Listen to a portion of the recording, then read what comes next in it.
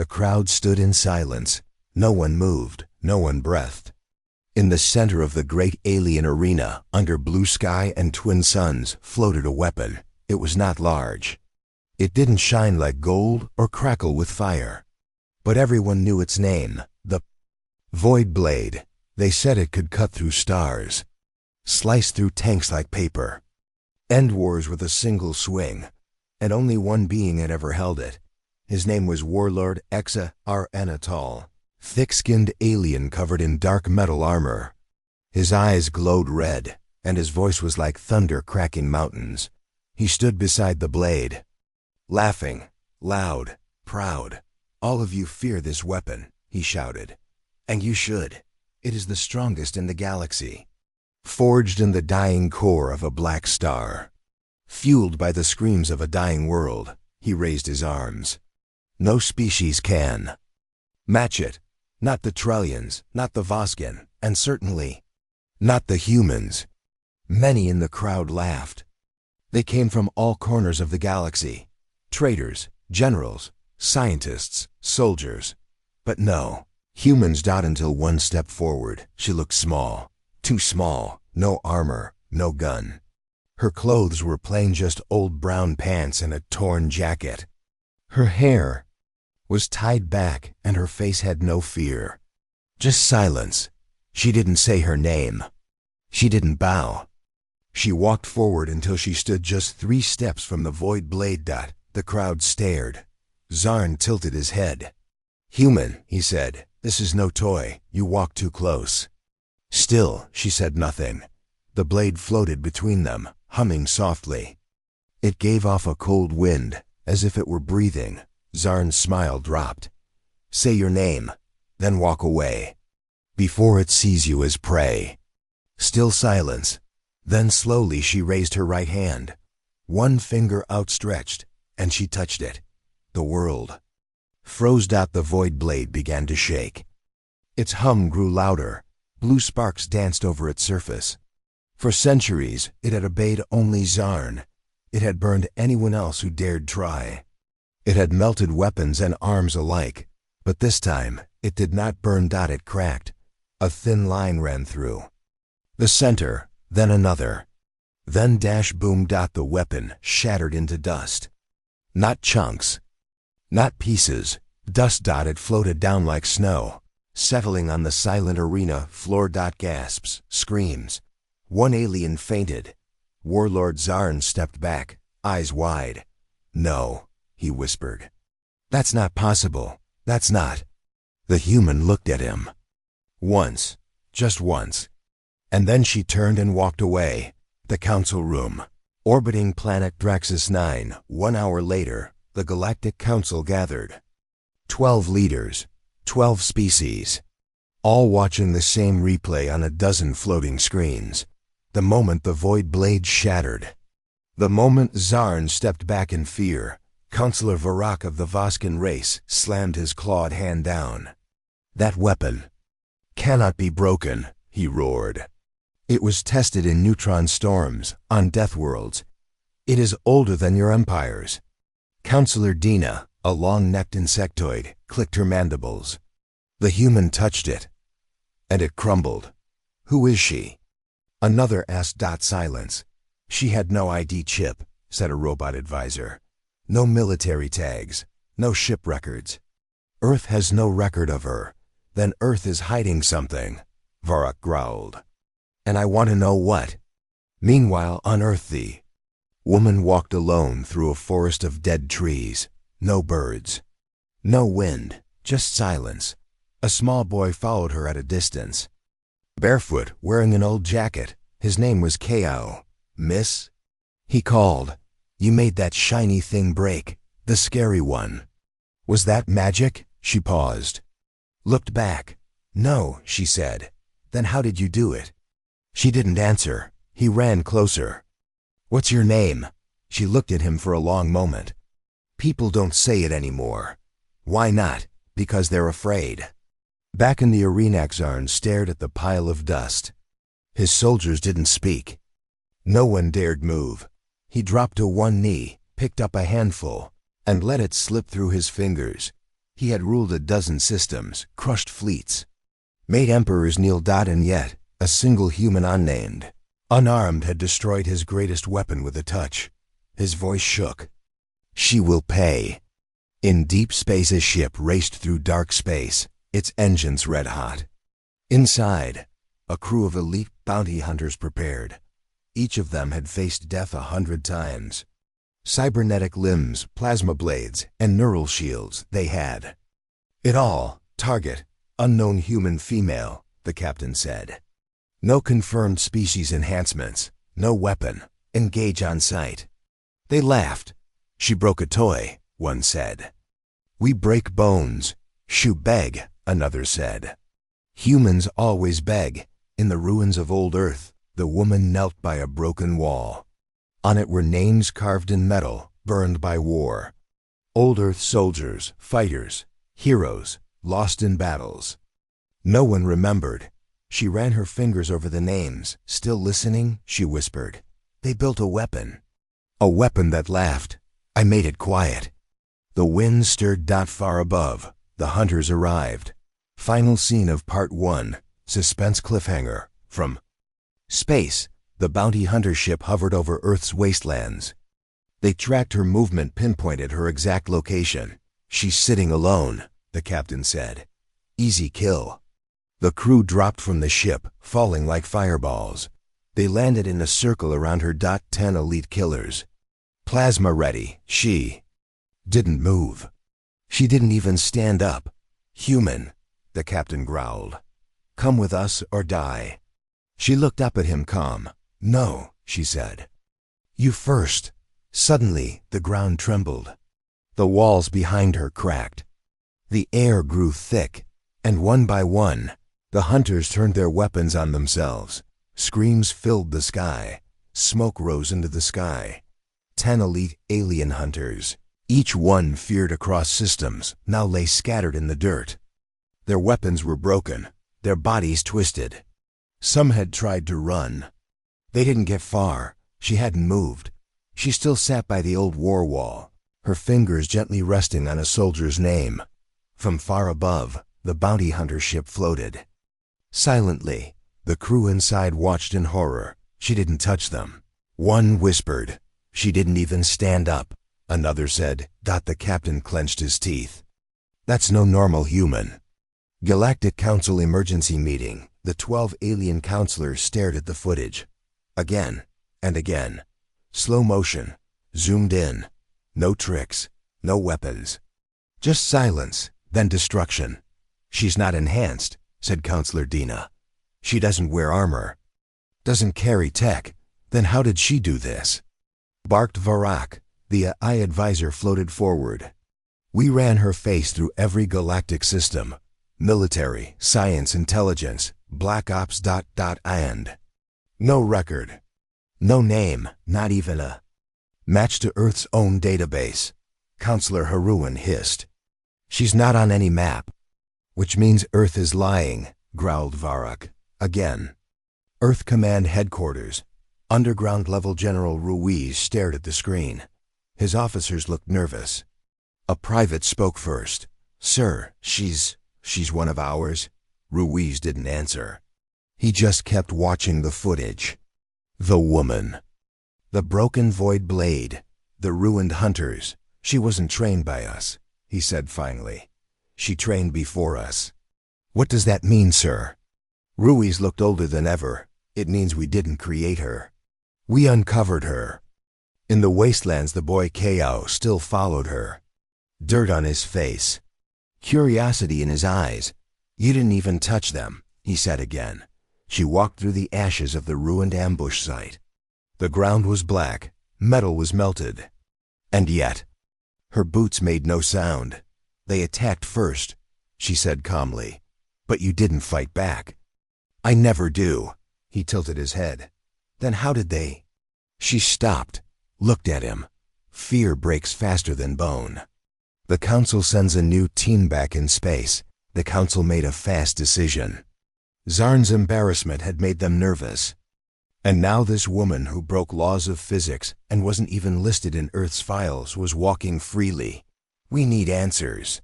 said Counselor Dina. Not weapons. They sent the Indexers, a small team of non-combat investigators. Robots. Tech minds, telepaths. Their job, gather knowledge, not fight. But when their ship entered Earth's air, something strange happened. Every system failed. Radars blinked out. Engines froze. Memories inside the AI scrambled. The ship crash-landed, just miles from where she stood. Crash site. Earth forest edge. The woman walked toward the burning wreck. No hurry, no fear. Inside the wreck, Indexers scrambled. Sparks flew. Fire danced across circuits. One telepath, named Ven, tried to send a thought probe. Just a whisper of her surface mind. He screamed. His mind was pulled inside something vast, cold, ancient, and echoing. He saw dead suns, ruins of planets. A human eye watching him. But the eye was not hers. He collapsed. Outside, she stopped 10 feet from the broken ship. "You came for answers," she said. "But your minds were..." Inside Earth's military archives, Secret Level 9 General Ruiz unlocked a black vault. Only 3 people in history had ever opened it. He pulled out an old, dust-covered file. Inside were yellowed papers, burned photos, faded symbols. At the top, Project Gaia. One photo showed her. A younger face, but the same calm eyes. A handwritten note read, "Born on Earth, not of Earth. Found, not made." Below that, one warning line, "Never wake her." Ruiz sighed. Too late. A visitor finds her as night fell. An old alien scientist arrived on Earth. His name was Ural, once a teacher in the great academy of Vortex Prime. He had studied energy, life forms, and psychic fields for 200 years. He had heard the stories, the Void Blade, the Hunter deaths, the mind-shattered Indexer. He found her sitting under an old, broken radio tower. "I did not come to fight," he said gently. She nodded. "I came to understand. Who are you?" She looked at the stars. "I am a leftover," she said. "From the war before wars, from the galaxy before this one." Twist, her first words of the pasture reel, sat beside her. "You mean before the council?" She nodded. "Before the council, there were the Makers." "The Makers are myths," Ural said. "They were real," she replied. "They built stars, birthed weapons, and they broke themselves trying to fix the things they made. You were ... part of them?" "No, I was a result." Final scene. Galaxy reacts back in council space. News spread fast. A human woman who didn't exist. A destroyed legendary weapon. Hunter deaths. Broken minds. And now ... Varies of Makers. Counselor. Varak stood in the Hall of War, looking at a glowing star map. If this woman is what they say, she could wake old enemies, old truths. Another counselor whispered, "What if she isn't Earth's protector?" Varak grinned. "What if she's their warning?" Warlord Zarn had never known fear. He had fought wars before he could walk. Worn armor since childhood. Broken worlds with his bare hands. But now he was quiet. He sat alone in his dark war chamber. Lights flickered. A cracked piece of the Void Blade lay on the floor beside him, its edge still humming softly, as if whispering. "She broke it," he growled to himself. "Without a weapon, without power. She didn't even fight me." A voice echoed from the shadows. "Then why do you shake?" Zarn stood up fast, claws ready. But it was just his advisor, Thorik, a pale-skinned warrior with cold blue eyes.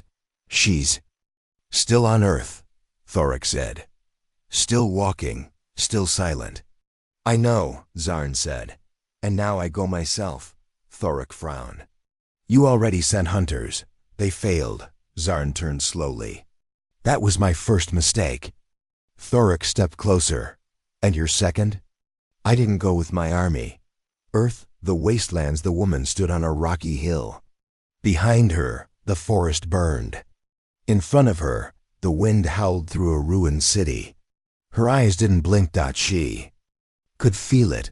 Something was coming. She knelt and placed her palm on the ground.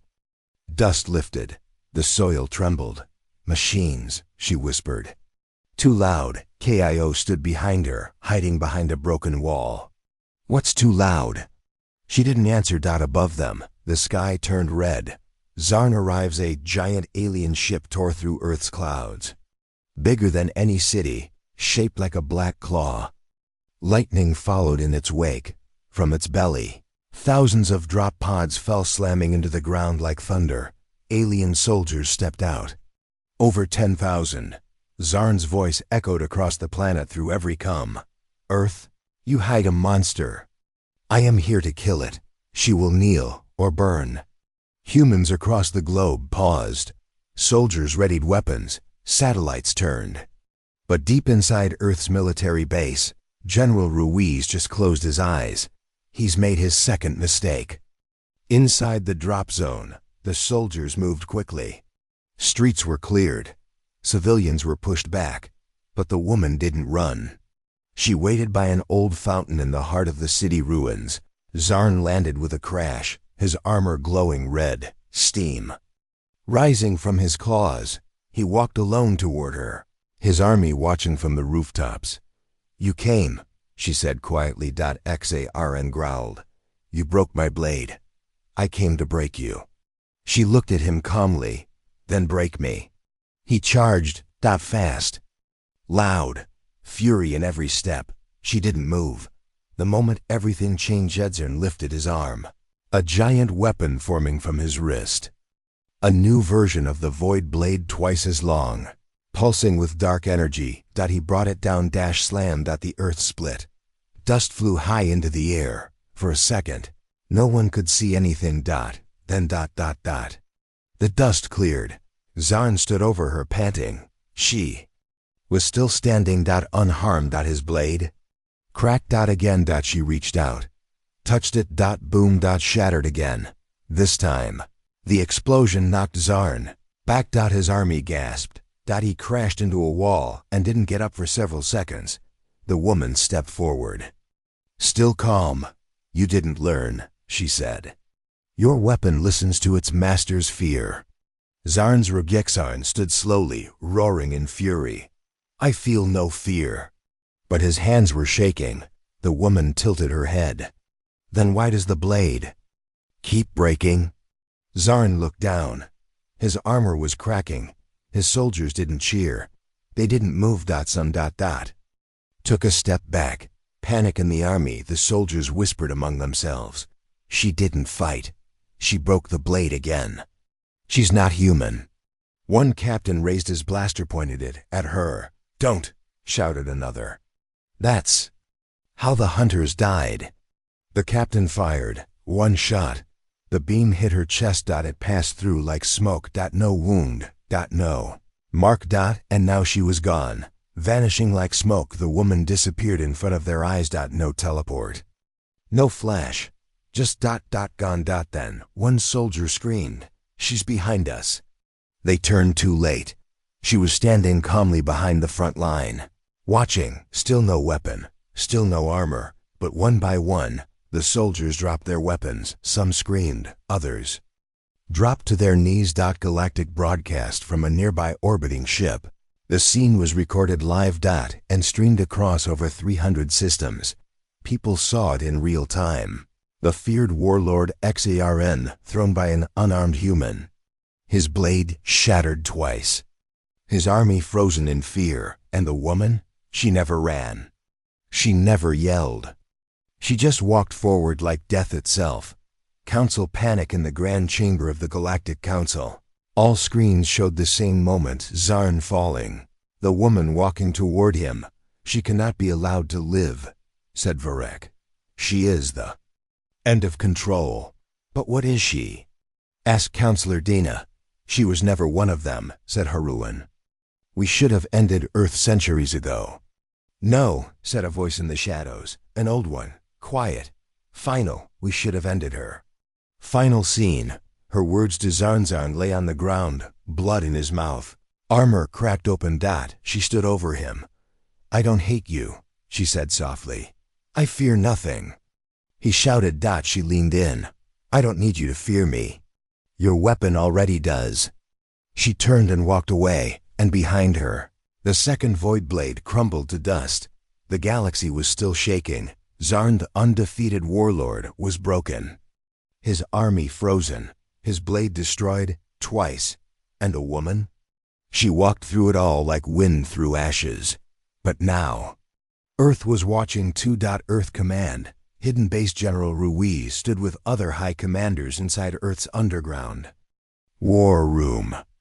Giant screens showed images from Zarn's army retreating. The woman alone in the ruins. No one said a word. Then a voice broke the silence. She's not one of us, whispered Admiral Talek. Ruiz shook his head. She's more than that. She's Earth's shadow, our secret, our shield. But we don't control her, said another officer. Ruiz stared at the screen. No, he said. We never did. The woman disappears again. Back in the wastelands, smoke still rose. The woman had vanished once more. No one saw her leave. No ships, no footprints. Just silence. Kio, the small boy who had followed her before, searched for her through the rubble. Where did you go? He whispered. He looked up at the broken sky. And far above, the Galaxy Watch 2. Council holds emergency session. The Galactic Council was now in full panic mode. Warlord Zarn had been defeated, not by weapons, not by fleets, but by a woman with no name and no origin. She's a threat to balance, said Counselor Varak. A myth walking. She hasn't attacked the galaxy, said Dina. Not yet, growled Varak. But fear is already spreading. If she rises, people may follow her. A low whisper spread through the chamber. What if Earth is hiding more?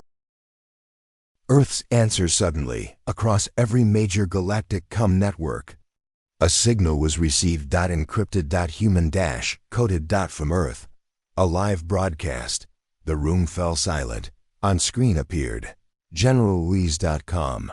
Strong, eyes full of fire. His voice echoed across hundreds of systems. We did not send her.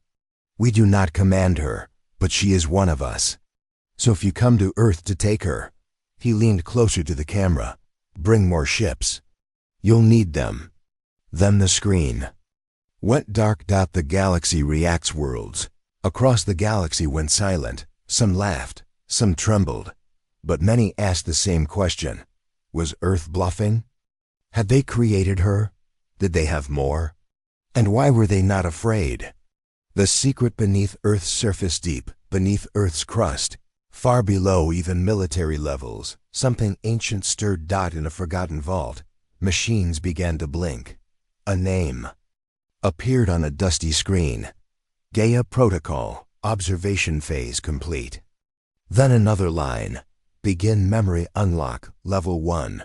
Inside the darkness, lights formed patterns. Patterns formed symbols. Symbols became a voice, a human voice, her voice. I remember, now. Elsewhere, a new threat wakes across the galaxy. In the silent remains of a lost moon, something ancient lit up. Not a machine, not a ship, but a prison. Inside it, shadows twisted. Old power moved. Eyes opened in the dark. A whisper left the moon's edge. The weapon has walked again. The old enemy speaks on the far edge of known space, beyond the maps. The makers remain stirred, creatures of light and dust. They felt her return. She was sealed, one hissed. She broke free, answered another. She remembers. Said a third. Then silence, and a single voice spoke. Then the war is not over. Back to Earth, the boy finds her again. Kio searched through the ruins for hours. At last, under a broken bridge, he found her, sitting, quiet, staring at her hands. I thought you left, he said. She didn't turn. I tried. What stopped? You? She slowly looked up. I heard Earth speak. What did it say? She looked toward the sky. It said, you're not alone anymore. Council declares Earth a threat. Back in the council chamber, the vote was made. Earth was no longer a developing world. It was now marked as a Class Red threat, same level as black holes, time storms, and weapon planets. But one counselor refused to vote. Dina. Double quotes, she hasn't attacked us, she said. We're the ones sending armies. Varrock pointed at the shattered blade footage. She doesn't need to attack us. She only needs to exist. Final scene, the Makers returning the blackness of space. A shape moved. Massive. Older than suns. That looked like a ship but wasn't built. It was grown. Inside.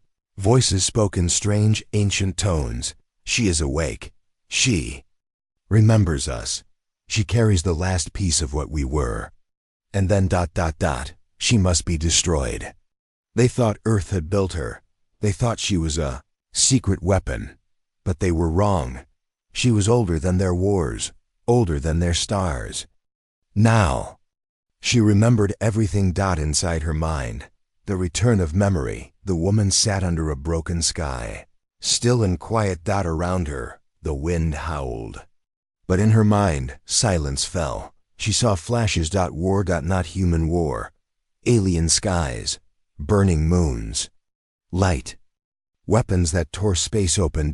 She saw herself, falling from the stars, and a voice deep and kind saying, "Sleep now. Earth will keep you safe." Then darkness. Until now. Kio watches in fear. Kio stood a few feet away, watching her. She hadn't moved for hours, but suddenly her eyes opened wide. She stood. "What's wrong?" he asked. Her voice was calm. "They're coming." "Who?" "The ones who made me." The Makers begin their hunt far across the stars, inside the living ship of the Makers. Alarms sounded. "She is awake," one whispered. "She remembers," said another. "She will warn Earth." A leader stepped forward. His skin was like silver, dust, eyes like black suns. "Then we will silence her first." The giant ship turned toward Earth, bending light itself. General Ruiz meets with her inside Earth's secret base. General Ruiz waited. When she entered, the guards reached for weapons, but Ruiz raised a hand. "Don't," he said. She walked slowly. "No armor, no weapon. Just calm power. You remember now," he said. She nodded. "I wasn't made on Earth, I figured. I was hidden here." "By who?" She looked up at the stars on the ceiling. "By the ones who were losing." The truth about her, she told them everything. Long ago, before the Council, before Earth was even known. There was a war between the Makers and the free worlds. She was not a weapon. She was a warning system, a living record of their crimes. Her body held data, proof, and keys to destroy the Makers forever. But to keep her safe, the free worlds sent her away into deep sleep and hid her on a backwater planet, Earth. They thought Earth was unimportant. She said they were wrong. The first strike hits Earth suddenly. Alarms blared. The sky over the Pacific tore open. The Makers had arrived, but it wasn't a fleet. It was just one ship. One massive, living ship that made clouds disappear and oceans tremble. "Why only one?" Kio asked. She looked at him. "Because they only need one." The battle begins from the ship. Beams of pure gravity shot down, crushing cities without fire or noise. But then Earth's defenses launched. Lasers, missiles, electromagnetic storms. Nothing touched the ship. It absorbed everything like it was drinking. "Light." Ruiz stared at the screen. "This is no battle. This is slaughter." She turned to him. "Then let me go." She steps onto the battlefield. A single drop pod launched, small, unarmed. Inside it, her as the pod fell through fire, she stood with eyes closed. She spoke softly to the machine. "You hid me. You gave me peace. Now give me one last path." The pod opened. She stepped out onto the edge of the burning city, face to face with the living ship. The ship moved like a beast. Aware and cruel. It saw her. And it spoke. A deep, terrifying voice boomed from it. "Return to silence." She answered calmly. "I was silence. Now I'm memory." The ship roared, shaking the earth. "You were broken." She stepped forward. "But I wasn't lost." She uses the key. She lifted her hand, not to attack, but to release. From her palm, light spread in all directions. Not fire, not destruction, but memory. The air bent. Reality shifted, and the galaxy saw. Every system broadcast the truth suddenly, without warning. All galactic networks flashed. People across the stars saw images recorded by her. The Makers destroying peaceful worlds. The Makers creating weapons from children. The Makers burning planets to erase truth. It played on every screen. No one could shut it down. And over the images her voice spoke. I was never Earth's weapon. I was their warning. The ship screams. The living ship twisted in pain. Truth hurt it. Truth burned it. Because it was made from lies, and now lies were dying. Its walls cracked. Its light dimmed. And then it fled. The galaxy reacts on distant planets. People rose. Statues of the Makers were torn down. Rebellions began. The Council's control trembled. And Earth, for the first time in galactic history, was not feared. It was trusted. KIO single quotes S question. Later that night, the sky was quiet again. Kao sat beside her on a broken rooftop. You beat them without fighting, he said. She smiled gently. Sometimes truth is sharper than any blade. He looked up. Will they come back? Yes. Then what do we do? She looked at the stars. We tell the galaxy. I'm not the last one. The video had spread across every screen in the galaxy. No one could block it. No one could unsee it. She had not fired a single shot. She had only shown the truth. And truth did something no weapon ever could. It made the galaxy choose sides. A new signal from Earth. General Ruiz stood in Earth's command center. His face showed no pride, no fear, only readiness. Earth sent a message across the stars. To all those who hide, now is the time to rise. The message was short, but it spread fast. And in dark places where rebels whispered and old soldiers lived in exile, something began to change. People stood up. And they stood behind a young fighter on Vinner-9, on the mining world of Vinner-9. A girl named Senna had grown up watching her family serve the Makers. She saw her uncle taken, her school burned.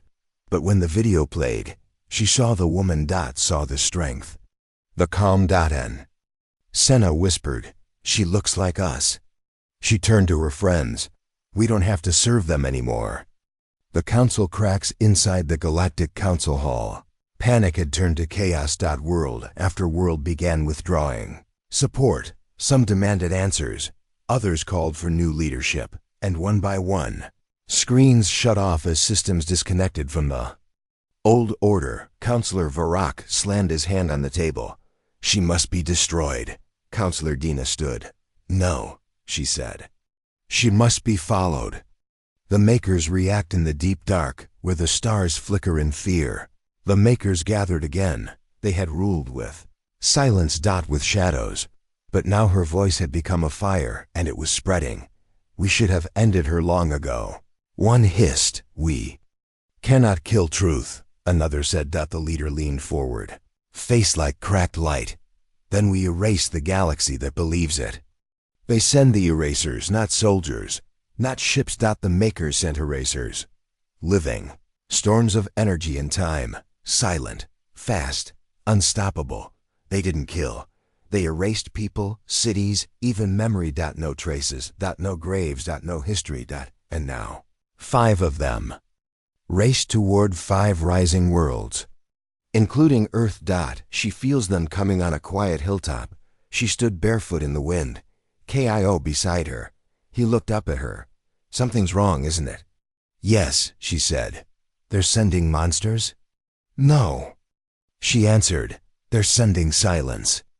The fight across the stars begins on Vinner-9. Senna stood with others, watching the sky break. One eraser descended. People screamed. Machines failed. Time itself bent. But then a wall of light stopped it. The woman's voice echoed from the sky. I told you, I'm not alone. All across the galaxy, Light barriers appeared, shields powered by the truth she released. Erasers touched them and broke. For the first time in 1,000 years. The Makers lost something. She speaks to the galaxy. She appeared on screens again. No camera. Just her image, clear as thought. Her voice was soft. They ruled through fear. They erased voices, names, lives. But now the galaxy remembers. You don't need to fight like them. Just stand. Stand and don't look away. If I fall, let my truth live in you. Let Earth be the first world to say no. Back on Earth, the final decision in Earth's war room. General Ruiz looked at the stars. They'll come in full force now, said a commander. Ruiz nodded. Let them. He looked at Kio, standing bravely near. The woman, because for the first time we're not standing alone. The Makers tremble inside the living ship. A Maker screamed in pain. More systems reject us. They chant her name. Her image is burned into machines we cannot touch. Their leader slammed a hand on the control wall. Send the final. Silence, but send it. The final silence. A star killer, a new weapon moved. Not through space. But through reality. It didn't fly. It folded space around it. A black orb the size of a city. Cold. Still. It didn't speak, didn't glow. It simply erased stars in its path. And it was headed for Earth. Her final words this chapter. She turned to Ruiz. This one is different. She said, it's not alive. Can you stop it? She looked at Kio. I might not have to. She walked to a platform, looked up at the sky. Let the galaxy rise, and let the Makers finally feel fear. The sky changed. It wasn't thunder, it wasn't fire. It was silence so deep, it made your bones feel hollow. Above Earth, the stars began to vanish, one by one. A black shape was moving closer. The final silence had arrived. It had no weapons. It was the weapon. Earth watches in fear. People across Earth gathered in streets, mountains and bunkers. They saw the sky bend. Birds stopped flying. Clouds froze. Machines flickered. And, for the first time since the Makers came, even she looked worried. Inside the star killer, inside the black orb, there were no walls. No pilots. Only a floating white core that pulsed once every few seconds. Every time it pulsed, a star somewhere died. This was the Makers' oldest secret. A device older than galaxies. Created not to kill life, but to erase history. Once it reached Earth, everything the woman had awakened would be forgotten forever. She stands alone on the roof of Earth's defense tower. She stood with her arms crossed. General Ruiz and Kio stood nearby, but didn't speak.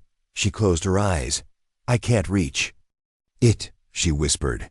Kio's voice trembled. What do you mean? It has no mind, no memory, no soul. It cannot feel my truth. General Ruiz asked, then who can stop it? She didn't answer, but her eyes turned toward a small boy in the crowd far below. A child named Jari was just 9 years old. He had no weapons. No armor. Just an old toy soldier in his hand. And a heart full of questions. He watched the black orb move closer and whispered, why are they so scared of her? Beside him, no one answered. Everyone else had already lost hope. But something deep inside Yari said, she didn't run. So why should I? He walks forward without warning. Yari stepped out from the crowd. He walked past soldiers, scientists, and drones. He didn't flinch. He walked all the way to the landing field where she stood. Ruiz tried to stop him, but she raised her hand gently. Let him come. The light connects. The black orb stopped above Earth. Still, watching, waiting. She looked down at Yari. You're not afraid? She asked. He shook his head. No, I just don't want to forget. Forget what? He looked up. Us. He reaches out. Jari raised his hand, a tiny hand. No power. No tech. But in it, he held the old toy soldier. It was my dad's, he said. He said to remember who we are. The orb above pulsed again faster, and something strange happened. It noticed him. The Star Killer pauses inside the orb.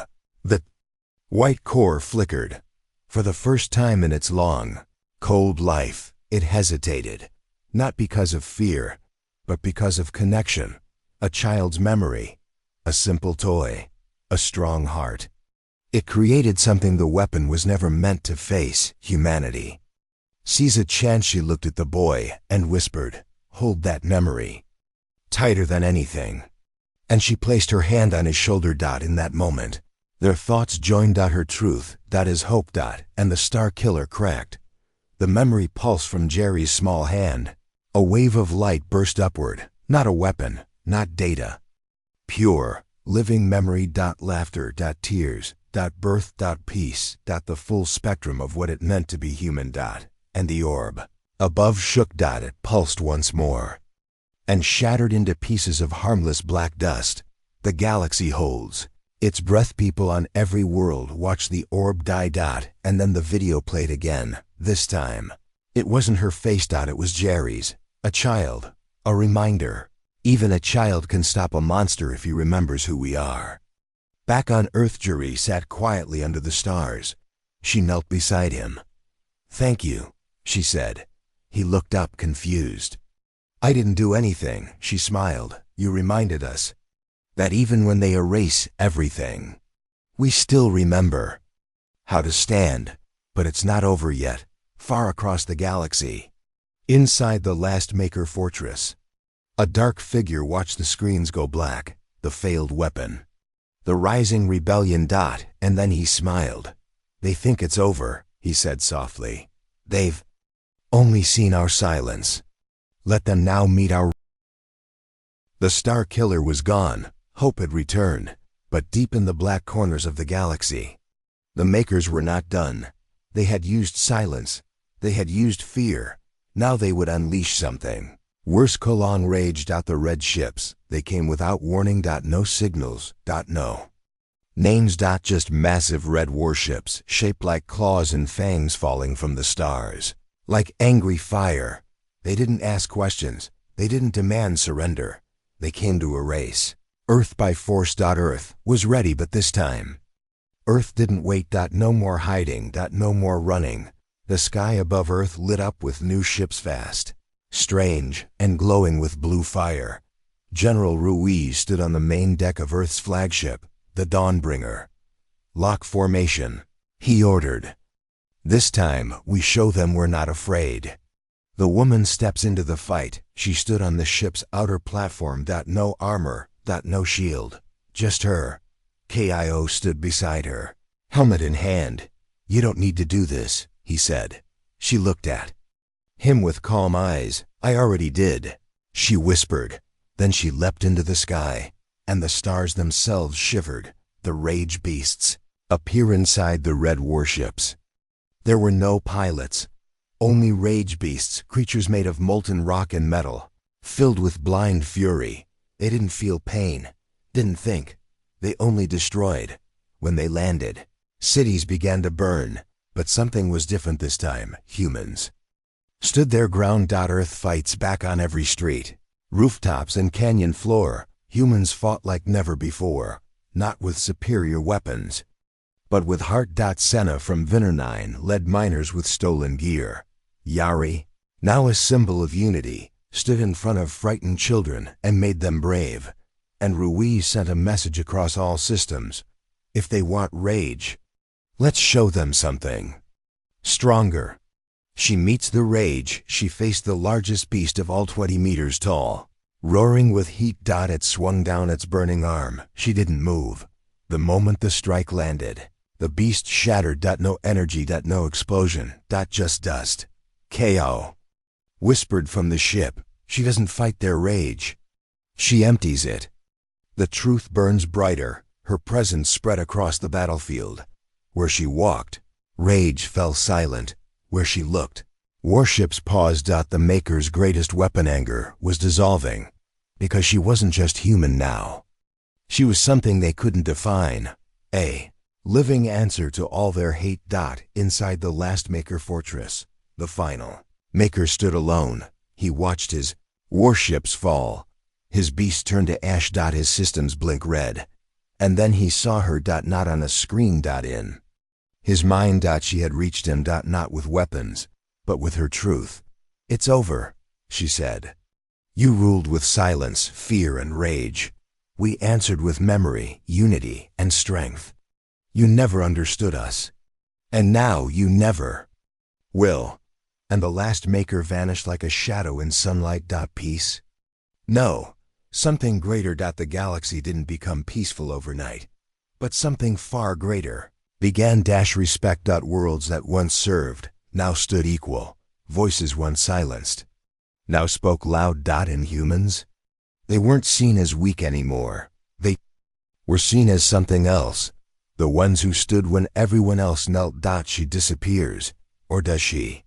One day, she vanished. No trace. No message. Only a single sentence left on the edge of Earth's moon, glowing like fire across stone. "When truth is threatened, I return." And so legends began. People told stories of her in every starport, cave, and colony. And sometimes, when the night was quiet, you could feel her watching. Final words. The alien who once laughed at Earth's weakness? No one remembered his name, but everyone remembered the woman who broke his weapon like it was nothing. And the world that stood beside